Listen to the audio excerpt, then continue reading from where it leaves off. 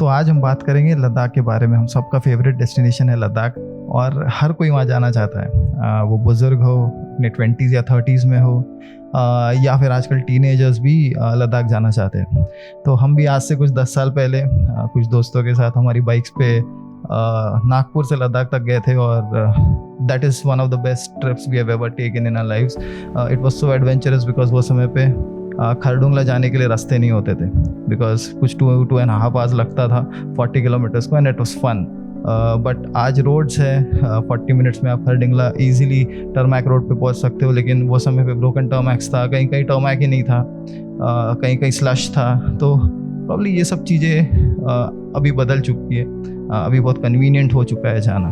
तो लेकिन ये 10 सालों में बहुत सी ऐसी चीज़ है जो बदली है।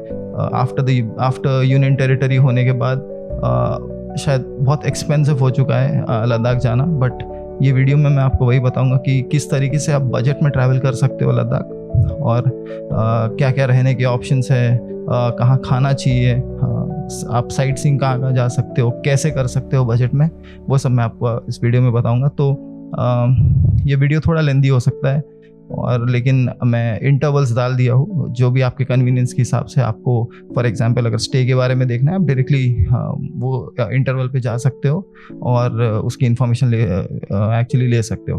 तो अगर आपको डिटेल में सब कुछ देखना है तो आप पूरा वीडियो भी देख सकते हो। सो लद्दाख को लैंड ऑफ हाई पासेस भी कहा जाता है, और यहाँ की वादियाँ, यहाँ की वैलीज़, यहाँ के लेक्स और मोस्ट इम्पॉर्टेंटली यहाँ के लोग, इनमें एक अलग ही ठहराव है, और शायद वही ठहराव के लिए हम बार बार वहाँ जाते हैं। लास्ट टाइम जब हम 4 to 5 मंथ्स पहले गए थे, सब कुछ बदला हुआ था, लेकिन लोग अभी भी वही थे, full of compassion, full of politeness, humble and very loving. So majorly यहाँ पे बुद्धिज़्म फॉलो होता है, क्योंकि पहले यूनियन टेरिटरी के कारण मिक्स्ड कल्चर्स थे, बिकॉज ये पहले जम्मू एंड कश्मीर का पार्ट हुआ करता था, but recently it became a union territory, and majorly everything is influenced by Buddhism.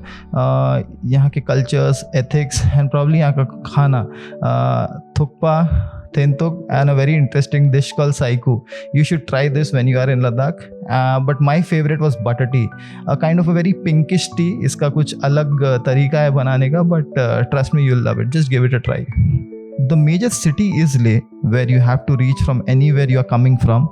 If you take a flight, you can probably get a direct flight from Delhi to Leh, or probably get a direct flight from Srinagar to Leh. These are the 2 flights that operate, but they are super expensive, so that is not at all a budget option. However, for budget travelers, there is one option which you can take, is there's a direct bus from Delhi to Leh, so which starts from Delhi, halts at Keelong, and it reaches Leh the next day in the evening. So it starts at 5 o'clock in the evening from Delhi, reaches Keelong early morning, and from Keelong it starts at around 7 o'clock in the morning and reaches the other day evening in the to Leh. So this is a tiring journey, and specifically this is a very ordinary bus. This is not at all a semi-sleeper bus. This is actually a normal bus which HRTC operates, and it halts at Keelong, so you need to take care of your stay in Keelong. They won't provide any stay. So the other best option for solo travelers or budget travelers I would recommend is reaching Manali, and there are many travel agencies that operate a tempo traveler sharing bus, or a sharing tempo, I would say, or sharing traveler from Manali to Leh. So they cost around like 2,500 or 3,000 approximately for one person from Manali to Leh. They start at 5 o'clock in the morning and they reach at around 7 o'clock in the morning, in the evening. So it crosses through Sissu, Jispa, Keelong, Zingzingbar, and then Leh. This is a safe mode of transport for people who are solo travelers and budget travelers as well, because there are other travelers as well who are with you, so majorly foreigners. So it's actually safe, and you can just rely on the driver as well. So the last mode of transport which is very much exciting is taking the road because you get to see the two most beautiful highways in the world, which is the Manali to Leh highway and the Srinagar to Leh highway, which are just beautiful highways. Trust me, if you are wanting to come by road, just don't think twice if you have all the arrangements done by coming through the road, because on the road you'll actually start from Delhi. You'll stay at Patnitop. Again, a very wonderful destination. From Patnitop you'll reach Srinagar, Sonmarg, Dras, the second coldest inhabited place in the world, Kargil, and slowly the greenery disappears and you'll actually enter the barren land where exactly the Ladakh region starts. You'll cross Fotula, Magnetic Hill. You can cover major destinations of the city sightseeing of Leh while going through this route. And while coming back, you can actually take the route towards Manali, which will cross again Keelong, Jispa, Sisu, Atal Tunnel, and again in Manali. So this is the other route, which is most preferred if you have all the arrangements done and if you are actually if you have everything to come by road. So where to stay in Leh? I would recommend prefer homestays over hotels. Again, the reason being, homestays are way cheaper compared to hotels. If I say cheap, that doesn't mean that they are not properly maintained or there are issues in that stay. It's not at all that. Fortunately, the homestays are much cleaner compared to the hotels there. So make sure you are actually preferring a homestay over a hotel. It's been 4 times I've been in Leh, and there's only one stay which I preferred was Jimmy's homestay, and it's in the heart of the city. It's actually barely a half a kilometer walk to the Leh market, and they also have a homestay in Nubra Valley, so they can assist you in actually getting a homestay in Nubra Valley as well. And the food here is too good. The cook here is from Bihar, and it serves wonderful veg thali and non-vegetarian thali as well. And I would actually recommend staying at Jimmy's homestay because it is actually good. They are very cooperative and they'll help you in all the ways possible as well. So what are the sightseeing options? यहाँ के sightseeing options क्या क्या है और आप कैसे उसको cover कर सकते हो? बेसिकली गवर्नमेंट ऑफ लेह के हिसाब से आपको एटलीस्ट 2 दिन का एक्लेमेटाइजेशन यहाँ पे मैंडेटरी है, so that you get accustomed to this probably the altitude here, and it is very important. Please इसे मिस मत करना because there might be a possibility कि आप इतने जल्दी वो वेदर को एक्लेमेटाइज ना कर पाओ. So just make sure you are having that particular 2 days of acclimatization. What you can do is on the second day of acclimatization, if you're feeling well, you can take a bike rent, a Himalayan or a scooty, anything whichever you prefer, and you can do the city tour. You can go to the stupa, or you can go to the Gurudwara, or you can actually go to the Magnetic Hill, Sangam. There are many small sightseeing places there within the city. You can just actually go there and just roam around and take an experience of it. You can actually cover Leh market as well, which is very beautiful, very well maintained, very clean. The third day, what you can do is you can actually travel to Nubra Valley, and there's a 1 night 2 days package which the sharing taxis or the taxi people offer. You can actually go to Nubra. Nubra is on a very lower altitude, so you can stay there, you can sleep well peacefully, and second day you can just visit Pangong and come back to Leh. What you can do, there are buses as well, but on the buses you'll not find Nubra Valley or Pangong mentioned.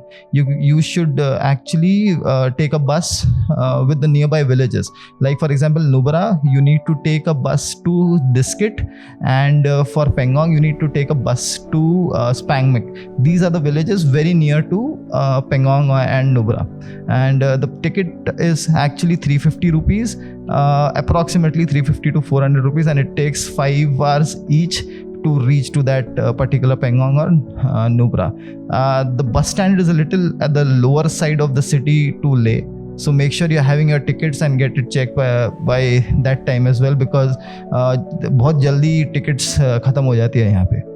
Second interesting option is also sharing taxis. आप local से पूछ के, वहाँ पे एक मैदान है स्तूपा के सामने, पैलेस के सामने, वहाँ पे आप जाके इन शेयरिंग टैक्सीज के बारे में पता कर सकते हो, क्योंकि ये डायरेक्टली आपको डिस्किट या फिर हुंडर जो कि नुब्रा है वहाँ छोड़ देंगी, या फिर पेंगोंग के लिए शेयरिंग टैक्सीज नहीं है. Here are some bonus tips for you when you are travelling to ले.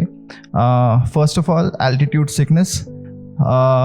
On altitude sickness, you can refer to my previous video where I have shared a few of the tips that would help you in overcoming altitude sickness, and that would be a good help for you. Second, make sure you are bringing back apricot jam, which is very tasty, and if you're not bringing it, it's a sin.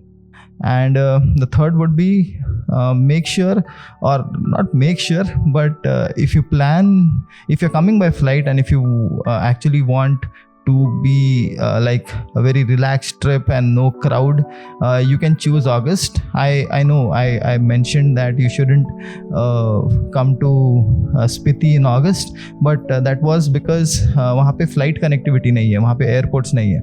But in actually Leh we have airport, so we can come here, and even if it rains, it just rains once a day, or probably that too majorly in the night.